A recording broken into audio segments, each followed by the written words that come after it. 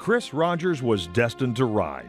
He burst onto the local horse racing scene and made an immediate impact, winning his very first race. He had the perfect posture on a horse and the perfect, what you might call, seat.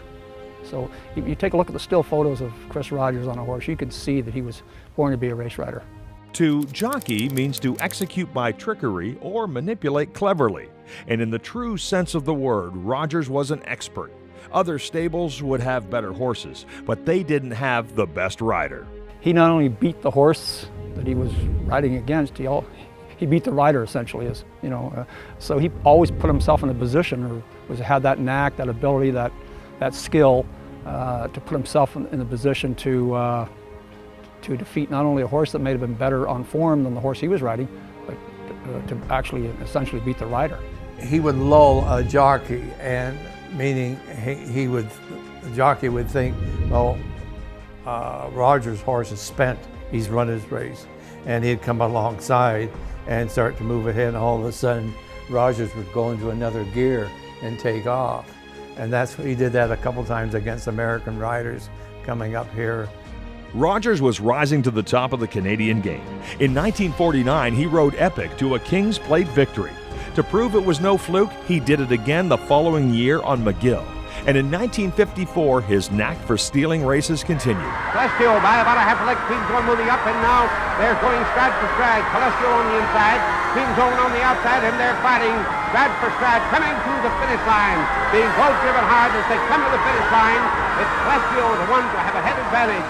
And so it's over, and the winner, Calistio, poses in the winner's circle with a very happy Chris Rogers in the saddle. Two happy and surprised owners, Walter Fitzgerald and Pete Burton of Hamilton, are congratulated by the Governor General, as is Chris Rogers, who was introduced by Mr. George Hendry, Managing Director of the Jockey Club. Uncle Sam took notice. Rogers hit the U.S. racing circuit lined up against the greatest jockeys in the world. He contended with Willie Shoemaker, Eddie Arcaro, and every other leading rider for a good mount. But it was in 1958 that he nearly made the Kentucky Derby faithful spill their mint juleps. Rogers was on a 47-to-1 shot called Lincoln Road, and he came out of the gate flying, but he was running against the heavy favorite Tim Tam, who was owned by the leading racing stable in the United States, Calumet Racing Stable. Anyway, Chris held his horse on the lead until the last stride, and Tim Tam beat him by a half length. Lincoln Road has been the pace setter most of the way. He's still going strong, but there's a sensational sprint in the stretch by Tim Tam, moving up on the outside, strictly according to form. In the last 20 yards, Tim Tam clinches the victory. 2 weeks later, at the Preakness, an almost carbon copy of the Derby occurred. In the stretch, it is almost a repeat of the Derby, with Lincoln Road desperately trying to hold off Tim Tam. But the Calumet colt goes by to win by 2 lengths, the second jewel in racing's Triple Crown. The 82nd Preakness goes to Tim Tam.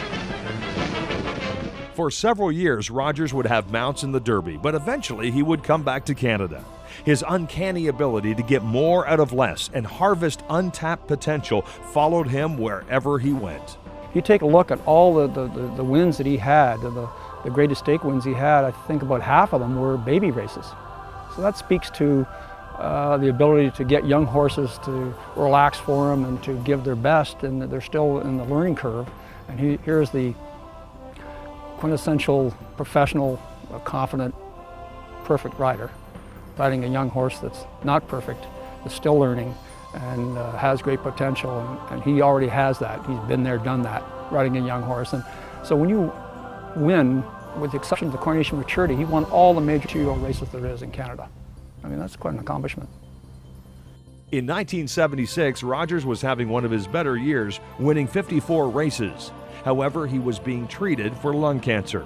It was inoperable, and he passed away at the age of 52. During a career that spanned 35 years, Chris Rogers won 2,043 races.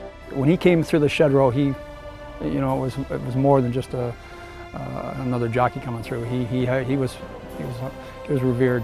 Canadians and Hamiltonians should be exceptionally proud of what Chris Rogers accomplished, his achievements in horse racing, He was up there with the greatest Canadian-born jockeys in the history of the sport. The Hamilton Sports Hall of Fame welcomes Chris Rogers.